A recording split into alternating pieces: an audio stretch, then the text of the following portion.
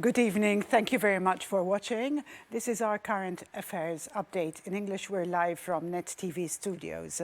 I'm Leah Hogg. I am today with the Honourable Ryan Callus. Thank you very much. Thanks, Leah, for inviting me, and my best wishes to our viewers. Thank you very much. I'd like to speak about your new portfolio, and I congratulate you and for your proposals also.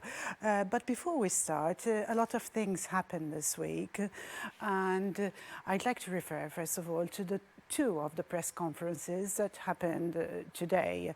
The first by the Honourable Miriam Dalli, and also the leader of the opposition. Your comments about them? Well, let me start with the second. Our leader's press conference today was about Parliamentary Secretary Rosien Cutajar's resignation, temporary resignation, in view of the stories showing her close ties to alleged mastermind Jürgen Fenech in the case of Daphne Caruana Galizia. As stated by our leader Bernard Grech, this so-called temporary resignation sounds more like, pleasing certain people for a short period of time, to then eventually having Rosien Cutajar reinstated to her ministerial portfolio. And this shows, in truth, that our Prime Minister is not able to effectively take the necessary decisions which those who out there have the rule of law at heart expect of a representative in our Parliament, and the way we are expected to behave, especially when certain aspects of what has been happening in this case became knowledgeable in the public arena.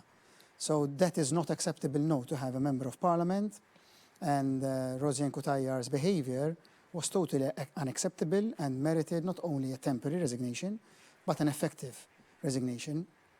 Your first reference was to my counterpart's press conference this morning. So Minister Miriam Dalli today delivered a press conference, what looked to be like a last-minute conference, in my view, as a reaction to the energy plan which we have communicated some week and a half ago. I am honoured as an opposition spokesperson for energy to have had Miriam Dalli recognizing a number of initiatives and proposals which we published a few days ago. But particularly the proposal relating to the feed-in tariff of 7 cents 5, what we call the spill-off rate of those domestic installations who have had their contract expired. So we proposed, actually Bernard Grech proposed, that as a matter of principle, renewable energy, green units generated on our roof through photovoltaics should be compensated and paid for equally the amount which we pay in Malta for each unit generated. This was our proposal. Miriam Dalli today included this as one of the initiatives which government will be taking. She didn't acknowledge that this was our proposal. That's not a problem. To us, what is important is that our proposals are effectively implemented, that they are implemented in time so people can start benefiting from them. But more importantly, this is evident that from the opposition already, the Nationalist Party is governing the national agenda. And to us, that is a confirmation that the Nationalist Party is in the right direction, not only for having good proposals, but also of being able to form an alternative government. A valid government, thank you. A lot going on this week also. We had a very emotional week with regards to the public inquiry of the assassination of Daphne Caruana Galizia. What are your comments, your thoughts on the new arrests made? Well, it's good to see some developments, but certainly as stated yesterday by various, opinionists, one would have been a bit surprised why certain arrests haven't been conducted before. It's no secret that, the the so-called alleged bomb makers' identity was, it has been long identified. So one would obviously put the question, why has it took so many years, 3 years now, since the assassination to reach this stage? And in my view, it is pathetic to have the Prime Minister yesterday coming on the national television, apart from the fact that he delivered a press conference during prime time news coverage, but he came to tell us that the institutions are working. I'm sorry, this shouldn't be the Prime Minister who is saying this. Let the people out there decide. Let them judge if it is acceptable to have such a high-profile case, okay, with arrests of the alleged bomb makers being made 3 years down the line. Okay, it is evident that we had institutions which were failing, and that is purely because we had a government which was in bed with those who were supposed to be totally independent from the government of the day. Referring Because to obviously, the I police mean, commissioner and, And those names that the new arrests, those have been in the public domain for quite some course. time now. Indeed. Before we go on to your new proposals, just an update on the complicated transactions of a corrupt nature with Electrogas, and can I also mention the Mozura project in Montenegro? Yes, well, they are two distinct projects, but they have common, let's say, masterminds both. In the case of the Electrogas power station, we are currently debating this in the Public Accounts Committee together with my colleagues Kerala Aquilina and Beppe Fenekadami, where we are bringing up witnesses involved in this major project, which was the most important, let's say, promise of Labour's win in 2013. It is becoming evident that those who were tasked with selecting Electrogas were the same individuals who helped Labour draw up its manifesto. So the meritocracy, the transparency, the good governance promises were all promises which have been brushed down the drain. And furthermore, if then we go to, here we can see the Mozura project. Today I've had another television interview with Miriam Dalling, where she continually tries to, firstly brush off the fact that, this project was crystal clean. Yes. But secondly, I asked her, but she refused to reply, why she has kept back from publishing the internal inquiry which Ene Malta held with respect to this project. Let's not forget, Miriam Dalli was initially one of the spokespersons for Konrad Mizzi when he was then minister. And so this must also be taken into account because Labour tries to, it's customary in trying to do away with old faces who have been involved in corruption scandals, placing other more, new faces on national politics. But the truth is that the wrongdoings which have been committed by Konrad Mizzi, Joseph Muscat, and all the family, those decisions, we are feeling their effect till this day.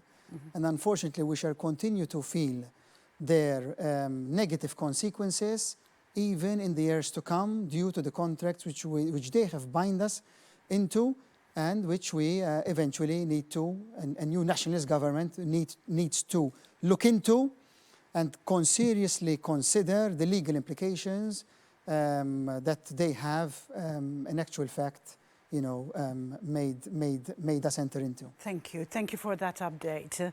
We're just now going to have a look at your proposals, and we're joined by Tracy Schuchart, who is a global energy strategist. Good evening, Tracy. How are you? Good evening. Thank you. Thank you for joining us. I hope it's a clear line, because I'm hearing there seems to be a very bad connection. I hope we can improve on this, Tracy. However, you have this morning spoken with me about the Honourable Ryan Callus's proposal on behalf of the opposition with regards to going green, let's say, on the energy sector in the Maltese Islands. What are your thoughts after having had a look at his proposal? Yeah, I mean, I think that's excellent proposal. Blue hydrogen is very popular. I think that's definitely one of the ways to transition. It's going to become less and less expensive, along with wind and solar. I looked at those proposals, and so I think that you're taking the direction that people like to see. I was on a interview or on a Skype with the International Energy Forum Summit today, and they were all discussing basically taking the same path. And the Middle East is basically very prepared to work with Europe and engaging them in moving forward with hydrogen in particular. Thank you, Tracy. We've got a lot of interference, I'm afraid. I'm just going to ask you for a quick update. It seems to be better now. We're live, so we can't do anything about it. A quick update on the global news on the energy sector, please. Right. Of this so week. we had saw a little bit of friction with the Nord Stream 2. The EU Commission came out and said, kind of tried to distance themselves from Germany a little bit, saying that it was up to Berlin, but they didn't really need the pipeline, but it's Berlin's choice. And then we also saw Munich RE, the insurance company, drop insurance on the Nord Stream 2 pipeline. So that tension continues. In Texas, we are still grappling, even though the weather's better, we're still grappling with loss of production, refinery production. We had a 5.2 million barrels offline last week. It's going to take some time to recoup and get those. Tracy, I'm so sorry. I'm going to have to interrupt you because there's a lot of interference. Perhaps our technical team can have a look at it and you can come back on again, because we can't hear you very well. Thank you very much for your patience. Thank you. I'm sorry about that. It was a very bad line, and she's a top expert. But what I heard, she had very positive comments about your proposals. Yes, well, if I heard her correctly, she was referring to one of our proposals, which is hydrogen. Let's be clear, hydrogen is the future, but we still have a number of years to get to that point. So in the meantime, we need to plan for the eventual supply of hydrogen. But in the meantime, we have a lot of other major projects to work on. Mm-hmm. Particularly, we're seeing here wind energy offshore, which had been already proposed in 2010 by the former nationalist administration. Back then, the technology was mainly having wind turbines with foundations, within the seabed. Since then, if we were to go 10 years fast forward to today, the technology has advanced to such a point that we can now have floating wind turbines without the need to have them fixed permanently and physically to the seabed. So you would actually have a chain or a wire which would keep them in their position, but they would be floating on the seabed. This effectively means that our potential for wind offshore deep sea has, is now endless because, as I've had the opportunity to explain in the press conference with leader Bernard Grech to the journalists, we have a vast seabed which offers this possibility, and is at a depth of circa 200 to 250 meters deep. So this is what, in our view, should be the way how to maximize our contribution from renewables. Why? Because our land is limited. We have issues of solar rights. You cannot possibly install photovoltaics everywhere. There's the issue of ODZ. And do you see a mix of the solar and wind? Obviously. Firstly, we already have a substantial, contribution from solar. And our current 10% renewable energy share coming from solar today. Wind is still not fully maximized. Yes. Partly because it's not so much ideal in islands like ours to install such large structures within residential or even rural areas. And I suppose at this point the sun is being exploited in the form of the panels. The sun is being exploited through panels. Yes. And we should sustain that effort. It was true thanks to EU funds that we had started back then pre-2013 financing private investors to install domestic systems on the roof, then eventually commercial. But in order for us to achieve a 30% or so of renewables, we are now at 10%. There's a gap of 20%. And that 20% can be partly achieved through increased solar energy, but mainly this is the future that we are looking to, because it provides a substantial amount of energy through just one holistic project. And scalability also. Obviously, yes. A few months ago, I had an interview during this program with Azad Razouk, who's considered to be one of the most leading, influential CEOs in the world. And we're just going to have a clip, we're just going to share a clip with you, because he speaks about Malta and the future of going green. Why do you think there's a reluctance, and it's always an uphill struggle when it comes to the stock markets and to governments, when we're really talking about issues on renewables and clean energy? Okay, another excellent question. So there's a few things going on there. First of all, as the stock market now knows, companies with a strong environmental, social, and governance record, which includes renewable energy companies, have outperformed companies with weak ESG standards on the stock market. So money is starting to see that you can do good and make money more so than by doing bad. Governments, are elected on 3, 4, 5-year electoral cycles.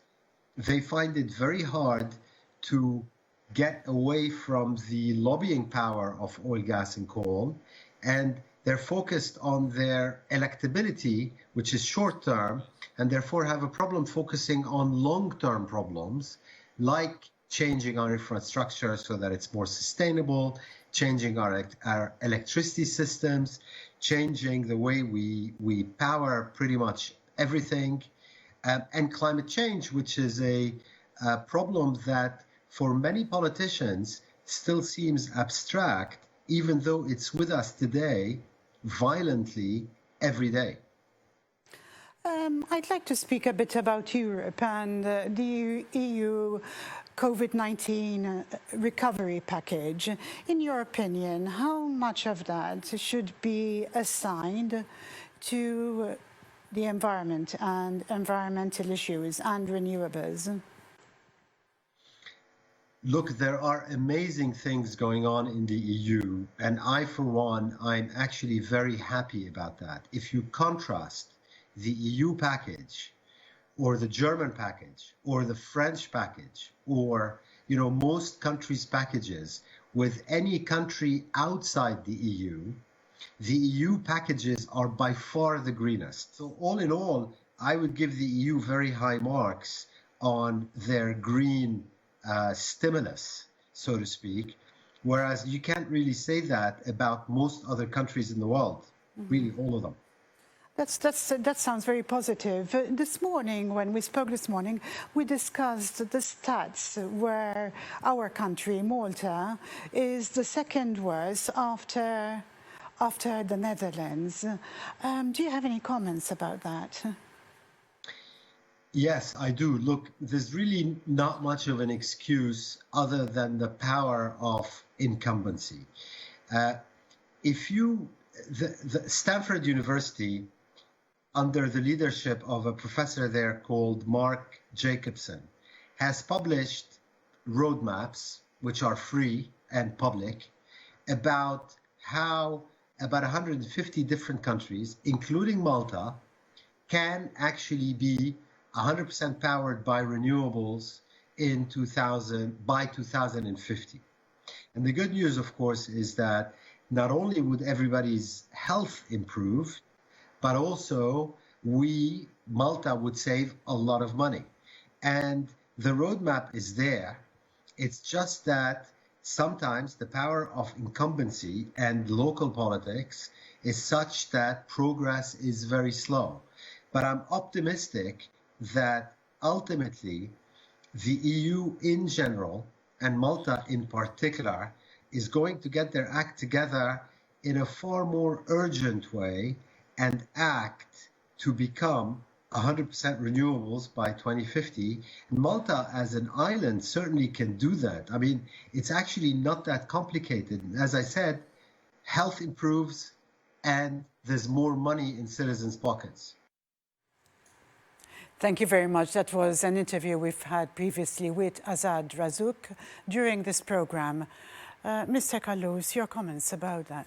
Well, yes, he referred to the 2050 target. And as you can see, that is also our vision. That of by 2050, we become a carbon neutral economy. That is, by 2050, we would no longer be using fossil fuels, petrol, diesel, and even gas, which today is being used and is stored in the tanker in Marsa Shlock.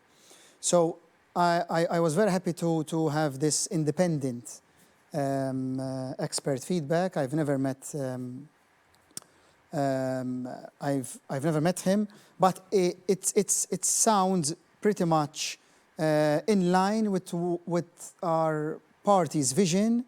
Absolutely. In this renewable energy sector. Absolutely. Our vision is ambitious. Yes. We are not afraid to embrace new technologies. The Labour government is a different story, and it's not me who is saying this.